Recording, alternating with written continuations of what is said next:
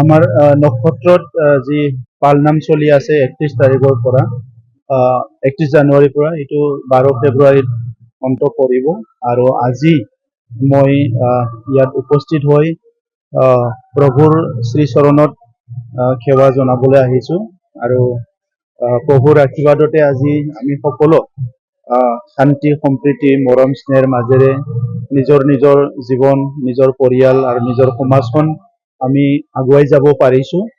আৰু আজিৰ সময়ত আধ্যাত্মিক চৰ্চাটো আমাৰ যেনেকৈ আমাক জীয়াই থাকিবলৈ আমাক হাৱা লাগে, ভাত লাগে, পানী লাগে, তেনেকুৱা আধ্যাত্মিক যিটো চৰ্চা এইটো প্ৰত্যেকজন মানুহৰ জীৱনত অতিকৈ প্ৰয়োজন হৈ পৰিছে।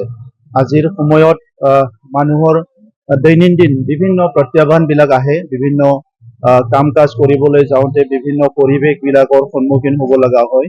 আৰু সেই সময়ত যদি আধ্যাত্মিক জ্ঞান বা আধ্যাত্মিক চৰ্চা আমাৰ মাজত নাথাকে, তেনেহলে কেতিয়াবা ভুল দিশত মানুহে পৰিচালিত হয়।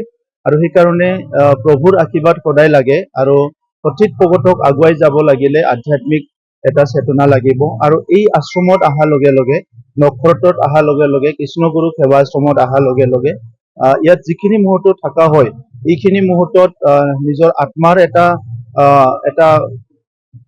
ডাঙৰ এটা অনুভৱ হয়, যে পবিত্ৰতা এটা অনুভৱ হয়, যাৰ দ্বাৰা আমি নেক্সট সেৱা আশ্ৰমত অহালৈকে বা নক্ষত্ৰত অহালৈকে নিজৰ বিভিন্ন কাম কাজ বিলাক খুব সুচাৰুৰূপে কৰিব পৰা যায়। গতিকে মই বহু বছৰৰ পৰা ইয়াতে আহি আছো, আৰু যিখিনি সময় ইয়াত থাকো প্ৰভুৰ লগত, যিখিনি অলপ জ্ঞানৰ বাণীবিলাক চৰ্চা কৰো, তেখেতৰ পৰা কিছুমান কথা আশীৰ্বাদ হিচাপে আমি পাওঁ। আৰু সেই কথাবিলাক লৈ পেলাই আমাৰ সমাজত যি বিভিন্ন জাতি জনগোষ্ঠী, বিভিন্ন শ্ৰেণীৰ লোক আছে, সকলোৰ লগত মিলি জুলি আগুৱাই যাবলৈ চেষ্টা কৰোঁ।